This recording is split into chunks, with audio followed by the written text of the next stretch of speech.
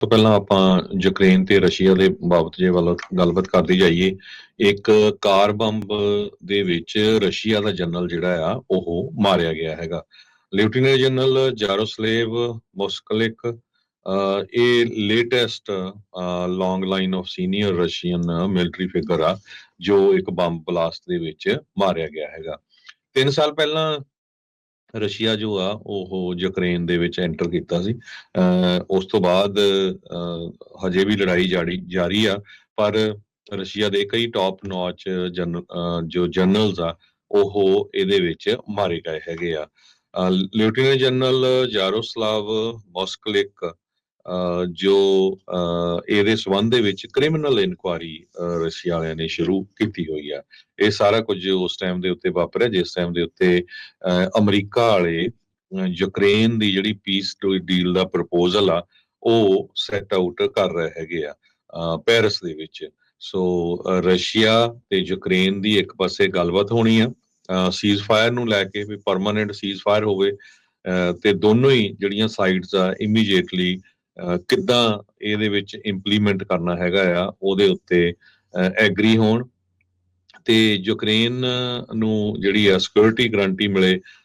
ਹੋਰ ਇਹ ਸਾਰਾ ਕੁਝ ਜਿਹੜਾ ਡਿਸਕਸ ਹੋਣਾ ਸੀ। ਯੂਐਸ ਨੇ ਕਿਹਾ ਆ ਵੀ ਰਸ਼ੀਆ ਜਿਹੜਾ ਕ੍ਰੀਮੀਆ ਨੂੰ ਕੰਟਰੋਲ ਕਰਦਾ ਸੋ ਉਹਨੂੰ ਰਸ਼ੀਆ ਕੋਲੇ ਰਹਿਣ ਦਿੱਤਾ ਜਾਵੇ, ਪਰ ਯੂਕਰੇਨ ਵਾਲੇ ਕਹਿੰਦੇ ਨਹੀਂ ਵੀ ਉਹ ਸਾਡਾ ਹਿੱਸਾ ਹੈਗਾ ਆ। ਇਸੇ ਤਰ੍ਹਾਂ ਲੁਹਾਂਸਕ ਦਾ ਹਿੱਸਾ ਆ। ਇਸ ਤੋਂ ਬਿਨਾਂ ਰਸ਼ੀਆ ਵਾਲਿਆਂ ਨੇ ਜੈਪਰਜੀਆ, ਡੋਨਸਟਿਕ, ਖਰਸਨ ਇਹ ਏਰੀਆ ਜਿਹੜਾ ਆ ਇਹ ਵੀ ਆਪਣੇ ਥੋੜੇ ਕਬਜ਼ੇ ਦੇ ਵਿੱਚ ਲਿਆ ਹੋਇਆ ਆ। ਇਕਨੋਮਿਕਸ ਨੂੰ ਲੈ ਕੇ ਸੈਂਕਸ਼ਨਸ ਜਿਹੜੀਆਂ ਲੱਗੀਆਂ ਰਸ਼ੀਆ ਦੇ ਉੱਤੇ 2014 ਤੋਂ ਕਿਸ ਤਰ੍ਹਾਂ ਉਹਨਾਂ ਨੂੰ ਰਿਮੂਵ ਕਰਨਾ ਹੈਗਾ, ਸਾਰੇ ਇਸ਼ੂ ਤੇ ਗੱਲਬਾਤ ਹੋਣੀ ਸੀ। ਉਸੇ ਦੌਰਾਨ ਇਹ ਰਸ਼ੀਆ ਦਾ ਜਿਹੜਾ ਜਨਰਲ ਆ ਉਹ ਇੱਕ ਬੰਬ ਬਲਾਸਟ ਦੇ ਵਿੱਚ ਮਾਰਿਆ ਗਿਆ ਹੈਗਾ ਜੀ।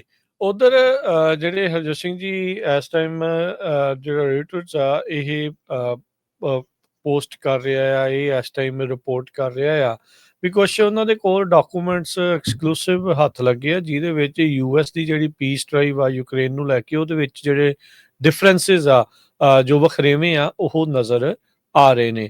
ਕਹਿੰਦੇ ਵੀ ਯੂਐਸ ਦੇ ਜਿਹੜੇ ਅਧਿਕਾਰੀ ਆ ਉਹ ਯੂਰਪੀਅਨਸ ਤੇ ਯੂਕਰੇਨੀਅਨਸ ਨੂੰ ਪੈਰਿਸ ਤੇ ਲੰਡਨ ਦੇ ਵਿੱਚ ਹੁਣੇ ਮਿਲੇ ਸੀਗੇ। ਯੂਐਸ ਸੋਚ ਰਿਹਾ ਹੈ ਵੀ ਇਹ ਜਿਹੜੀ ਲੜਾਈ ਆ ਜਲਦ ਤੋਂ ਜਲਦ ਬੰਦ ਜਿਹੜੀ ਉਹ ਹੋ ਜਾਵੇ, ਪਰ ਜਿਹੜੇ ਪ੍ਰਪੋਜ਼ਲ ਤੇ ਕਾਊਂਟਰ ਪ੍ਰਪੋਜ਼ਲ ਆ ਉਹ ਇਹਨਾਂ ਡਾਕੂਮੈਂਟਸ ਦੇ ਵਿੱਚ ਜੋ ਆਏ ਆ ਉਹ ਕਹਿੰਦੇ ਵੀ ਇਹ ਡਿਫਰੈਂਸਿਸ ਪੇਸ਼ ਕਰ ਰਹੇ ਆ। ਕਹਿੰਦੇ ਵੀ ਜਿਹੜਾ ਪ੍ਰਾਇਮਰੀ ਏਰੀਆ ਡਿਫਰੈਂਸ ਦਾ ਇਹਨਾਂ ਦੋਨੋਂ ਟੈਕਸਟ ਦੇ ਵਿੱਚ ਜਿਹੜੀਆਂ ਸੈਂਕਸ਼ਨਸ ਲਿਫਟ ਕਰਨ ਨੂੰ ਲੈ ਕੇ ਆ ਰਸ਼ੀਆ ਦੇ ਉੱਤੋਂ ਉਹ ਆ, ਤੇ ਜਿਹੜੀਆਂ ਸਿਕਿਉਰਿਟੀ ਗਰੰਟੀਜ਼ ਆ ਤੇ ਯੂਕਰੇਨ ਦੀ ਮਿਲਟਰੀ ਦਾ ਸਾਈਜ਼ ਆ ਉਸ ਨੂੰ ਲੈ ਕੇ ਆ ਰਿਹਾ ਹੈਗਾ ਆ।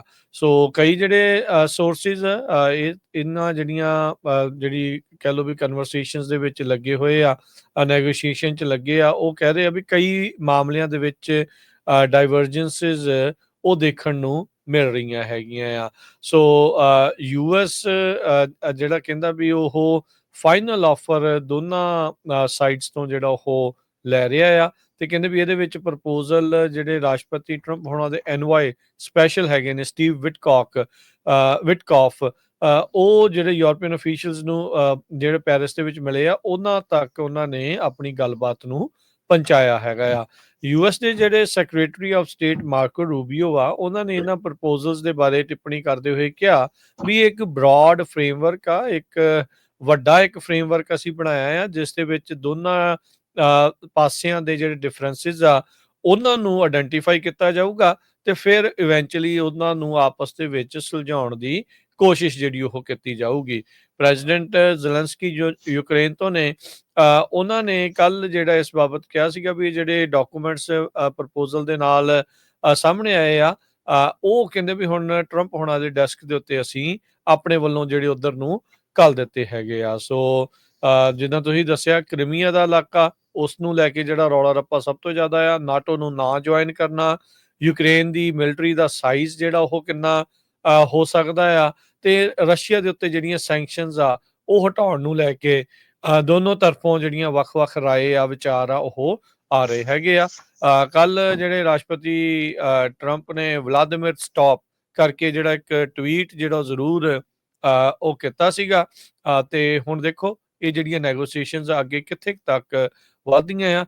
ਉਹਦਾ ਅਮਰੀਕਾ ਨੇ ਇੱਕ ਇਸ਼ਾਰਾ ਪਹਿਲਾਂ ਕਰ ਚੁੱਕੇ ਆ ਵੀ ਭਾਈ ਜੇ ਇਸ ਦੇ ਵਿੱਚ ਕੋਈ ਮਸਲਾ ਹੱਲ ਨਹੀਂ ਹੁੰਦਾ, ਤੁਸੀਂ ਇੱਕ ਪਾਸੇ ਨੈਗੋਸ਼ੀਏਸ਼ਨ ਕਰਕੇ ਪੀਸ ਵਾਲੇ ਪਾਸੇ ਨੂੰ ਨਹੀਂ ਵੱਧਦੇ, ਤਾਂ ਅਸੀਂ ਇਸ ਮਸਲੇ ਤੋਂ ਅੱਗੇ ਨੂੰ ਤੁਰਾਂਗੇ, ਕਿਉਂਕਿ ਇਹ ਸਾਡਾ ਆਪਣਾ ਨਿੱਜੀ ਮਸਲਾ ਨਹੀਂ ਹੈਗਾ।